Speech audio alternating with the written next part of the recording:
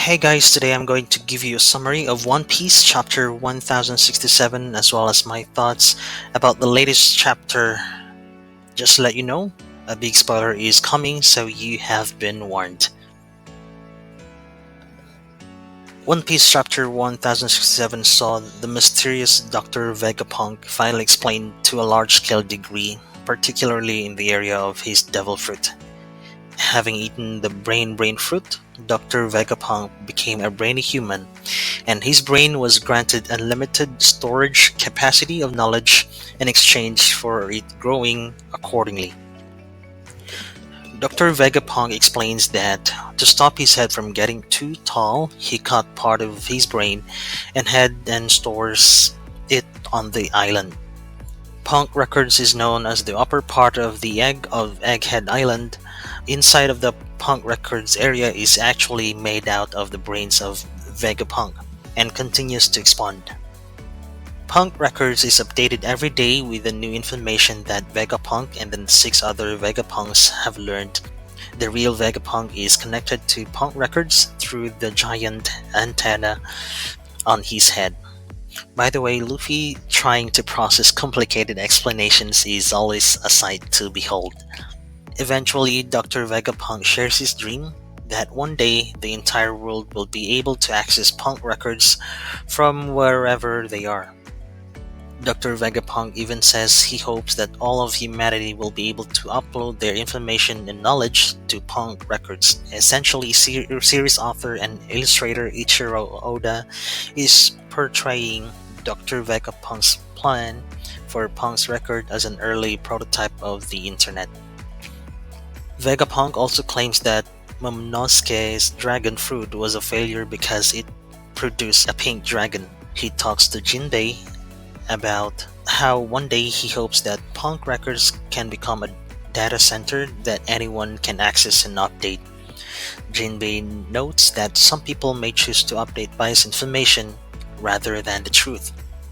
Besides, the ancient robot that Luffy and his group found was built 900 years old. The robot climbed the red line and attacks Mary Juaz 200 years ago, but during the attack, it ran out of fuel and was captured. Robin reveals in the same year, Fishman discrimination incident took place. Vegapunk Force 1 was built to imitate the robot, but he could never figure out which energy source powered the machine. Bonnie then tries to attack Vegapunk with her lightsaber, but it ends up attacking bugs, which Bonnie is scared of, which causes her to faint. Absolutely favorite part of this chapter is Luffy finding a cool beetle and immediately showing it to his new friend Bonnie. Then the scene cut to CP0 and Luffy. They arrive at Egghead, but the access request is denied by Vegapunk Shaka to the island. Meanwhile, Luffy finds a report that Bonnie is near the area, so he wants to kill her as she escaped several times and Bonnie is of no use to the world government. Cut to Momoiro Island, where Kuma gets up on stage and starts sprinting away from the kingdom of Kamabaka as Dragon and Ivankov beg him to come back. I guess Dragon really does care about Kuma. I'm glad we're getting to learn more about their personalities and get a look under the coal rather than him being his stoic person the entire time. My theory is Vegapunk wants to give Bonnie Kuma's humanity in some device. I have loved this stretch of chapters and the lore dumps, but I honestly can't take CPO seriously.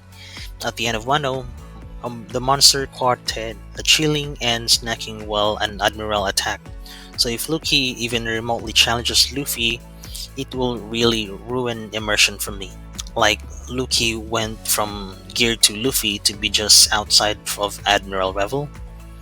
And lastly, it really undermines Kaido if anyone outside of like 4 people in the verse give Luffy trouble.